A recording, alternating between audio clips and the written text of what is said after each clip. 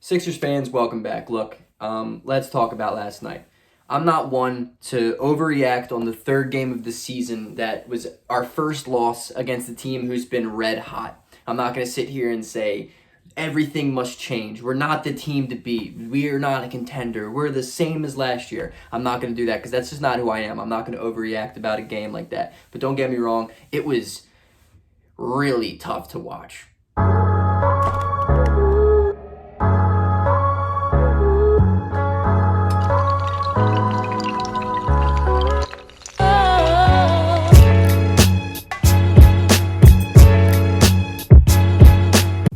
I think the thing that hurts the most watching that game last night was just not even the fact that we lost by, 24 to the Cavaliers, but the fact that we had no energy, we had no hustle from the beginning of the game, and that it's not great to watch. Joel Embiid was an early scratch. He was scratched like 30 minutes before tip-off, which I personally hate. Yeah, I saw him shooting warm-ups. It's precaution, I get it. It's a back-to-back, but come on. You know what I mean? We can't be taking these games lightly. These are games that we need to be running out full strength to build this group together. And no Embiid was just a killer from the jump. Games like this just prove to you how strong, how powerful Embiid is, and how important he is to the team. Because if you're gonna watch that game last night and tell me that Embiid isn't the best player on the team, you're wrong. You're just wrong, because the defensive effort was not there. I think Ben Simmons is arguably the best defender in the NBA, but his energy was atrocious last night. Offensively, he had a really good first quarter. He played well. I think he had 9 3-3 at the end of the first. Finished the game with 15 6-4 in 28 minutes. He did not help his case. I am one of the biggest Ben Simmons advocates you will ever hear on YouTube. But at the same time, I just don't know. His offensive game is questionable. You know, he just lacks so much aggressiveness. Because if I'm him and the best player is gone, I'm taking it to the hoop every single time, right? Because the big thing is Embiid and Simmons can't play together. That's the big narrative. All right, Ben, now you got no Embiid. Do your thing. And it killed. I think what killed the Sixers early on, right from the jump really, was just the fact that Howard was in foul trouble all game long. He had 3 fouls, 4 fouls so early. I mean, he ended up playing 15 minutes. And when Embiid's out, dude, we can't have that from Dwight Howard. We're going to get killed. It doesn't matter who we play. Because then we have to play Tony Bradley for 17 minutes, who is the worst player on the team by a landslide. And we have Furkan Korkmaz on the team.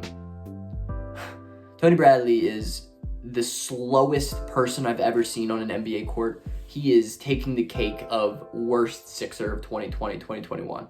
He's so bad. He might be the worst player in the league.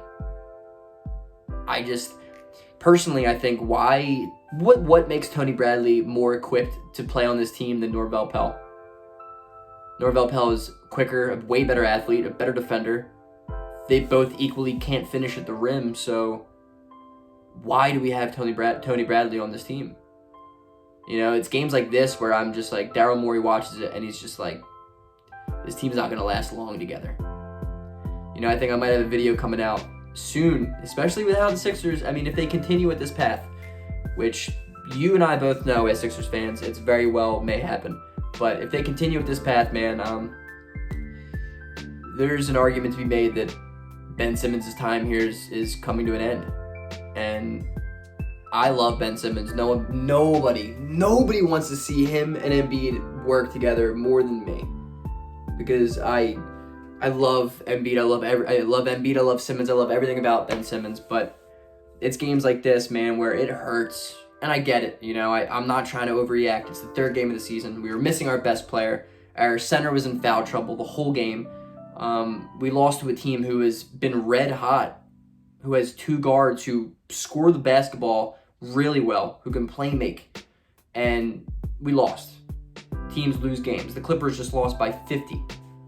You know what I mean? So I'm not going to sit here and say this is the end of the world, but I'm saying I saw a lot of last year's Sixers in that team last night. And it wasn't even that we were losing. It wasn't even that we got blown out. because the Cavs were making shots. The Cavs were doing everything they could to play well. And at the end of the day, you got to respect that. But they weren't contested shots. The Cavs didn't struggle for a possession one time in the whole game. From the beginning tip, they didn't struggle to get a shot off. No shot clock violations. No bad turnovers on the Cavs' part. We gave them anything they wanted. And it was just embarrassing. Embarrassing. I watched the whole game. I don't know what the hell I was doing. Watched the whole game. And it just, it was really disheartening. I think Matisse Thybulle, man, we picked up his option today, but come on.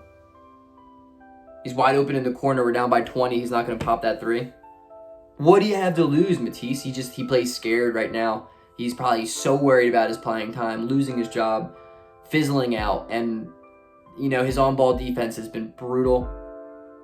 It's been bad. He's a great team defender, an elite team defender, but his on-ball defense is just not good. He's so foul heavy. It's tough. I liked Maxi's performance because the way I see him play, dude, he's a dog. He reminds me a lot of De'Aaron Fox. I think Maxi's the type of guy who just gets after it. He goes after it. Doesn't matter what the score is. He's going to be putting up shots. He shot 2 threes. Neither of them are really great shots, but, dude, at least he's putting them up. It's practice time. I was watching the game because I was excited to see the second unit play a little bit more because the game's over, And Shake Milton had a really bad game, which hurts me because I love that dude. He just didn't have a good pace of the game. It happens, though. You know what I mean? That happens. It's bound to happen. You can't be playing out of your mind every single day. So, I understand. Even Korkmaz went 0 of 6 from 3, 0 of 5 from 3. It happens. To him a little bit more than other people, but it happens. You know what I mean? And I respect that. I understand that. But, man, oh man, there's just so disheartening lack of effort. I think Ben Simmons it killed me to watch him play last night. It's just like he didn't care. He just moves around on offense like he doesn't care. And part of me thinks, I think this may be just the best he will be offensively in his career. And the more and more I see the window that we have, it's just like a James Harden trade seems a lot more doable. It seems a lot more realistic. It seems it seems much smarter than it did to me because I tweeted it out last night. James Harden's he's not going to let that game happen. That game does not happen with Harden in the lineup. Embiid out, Embiid in, doesn't matter. Harden will not let you lose to the Cavs by 24. Ben Simmons did, but it's not his fault. At the end of the day, it's not his fault. And I'm not sitting here telling you we need to trade Ben Simmons, but I'm sitting here and telling you Harden. I don't like the guy, right? I don't like him, but he would take us to another level. We're not losing games like that with a guy like him. Ben Simmons folds like that, and I love him so much, and this video has been eating at me all day because I want to make a good video, and I want to come out and be honest, but I don't want to overreact, and I feel like at times, sometimes maybe I do. I'm quick to say something that maybe I don't fully believe in, but really since the first game of the season, it's just like I love Ben Simmons, and I wish him nothing but the best anywhere he goes, and if he stays here, I hope he's the man, but I could understand the Simmons for Harden deal. I'm not trying to throw away a ton for that, but I see it. I see it. I don't like James Harden. I don't think him and Embiid would get along together well. But I don't think Simmons and Embiid get along together well. I don't think Simmons is... He's him and Embiid on the court together, it just doesn't work. Against Washington, we were the best when they staggered minutes. And that's not a good sign because playoff basketball is going to come around and you're going to have to play the guys at the same time. They're going to have to be putting up 35 minutes together on a court. And they're not good together. They haven't been this year. Granted, we're 3 games in. You can go in the comments and tell me to relax because I probably need to hear that. But last night was a disheartening energy level to see Philadelphia come out flat from the moment the tip happens. Points in the paint, we got outscored by 30. Andre Drummond had his way. Sexland of Darius Garland and Colin Sexton had their way. Chetty Osman didn't miss. Larry Nance was knocking down threes. JaVale McGee hit a three-pointer at one point, turned around and was doing signs. As a Sixers fan, that shit should never happen. But sometimes there's games like that, you know, and the difference between Doc Rivers and Brett Brown is, I think this is an awesome example. It's an awesome situation early on in the season to just get blown out by a team like the Cleveland Cavaliers, because I think Doc Rivers makes adjustments. Brett Brown's thing was, that'll happen every single game. Brett Brown never made adjustments from one game to another. Never. We would lose it to a team by 20, then blow a halftime lead and lose by 10. The back-to-back nights. Brett Brown never made adjustments, never made improvements game after game, from game to game. Doc Rivers does. I don't love the way Doc Rivers throws out the bench there for long periods of time, but at the same time, he's figuring out the lineups, the team, just as much as we are, just as much as the players are. You know, you got to give him some time. I think Doc Rivers is a great coach. I think he is not to blame for the effort last night. I just think Philadelphia came out flat. And I think there's no leadership in the clubhouse. That's what it is. There's no leadership.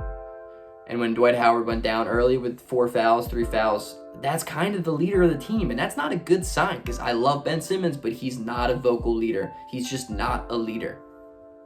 He's not aggressive enough. He doesn't have a killer mentality. Defensively, he is an absolute dog. Defensively, he's had a better 3 games than anyone in the NBA right now. I understand that. I acknowledge that. I see that. But we need it on the offensive end. We need it when we don't have Embiid. Just be aggressive, dude. It's like I'm a broken record. I don't know how many times I have to say just shoot the ball. Pump fake. Shoot a mid-range jump shot. Like I just feel like it's not asking for the world. And I don't know what's stopping him, but I don't want to get used to this. Basically, that's what I'm saying. I don't want to get used to losing to a Cavs team on the road by 24. Should never happen. Should never happen.